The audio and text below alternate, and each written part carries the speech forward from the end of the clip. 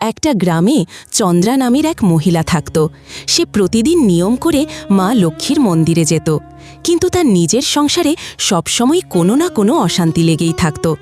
কখনো তার শাশুড়ি তাকে উল্টোপাল্টা কথা শোনাত, আবার কখনো তার স্বামী নেশা করে এসে তাকে মারধর করত।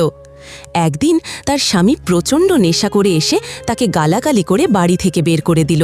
তখন চন্দ্রা গর্ভবতী ছিল, তার পেটে সন্তান ছিল, তার যাওয়ার কোথাও কোনো জায়গা ছিল না।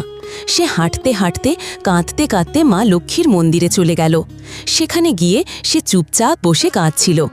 এই সময়ে এক অপরিচিত মহিলা তার কাছে এসে জিজ্ঞাসা করল, বোন, তুমি কাঁদছ কেন? চন্দ্রা তার সমস্ত কষ্টের কথা খুলে বলল। তখন সেই মহিলা বললেন, চলো, তুমি আমার বাড়ি চলো। চন্দ্রা তার সঙ্গে গেল এবং সেখানেই তার সন্তান জন্ম নিল। সন্তানকে কোলে তুলে নিয়ে চন্দ্রা বলল, চলো, মা লক্ষ্মীর মন্দির থেকে একবার ঘুরে আসি। তখন সেই মহিলা হেসে বললেন, মা লক্ষ্মী মন্দিরে নেই, মা লক্ষ্মী তোর বাড়িতেই আছে। এই বলে সে নিজের আসল রূপ ধারণ করলেন। তিনি নিজেই স্বয়ং মা লক্ষ্মী। তিনি চন্দ্রাকে আশীর্বাদ করে বললেন, এই ঘর, এই সোনাদানা গয়না সব আজ থেকে তোর আর তোর মেয়ের, তোমরা ভালো থেকো।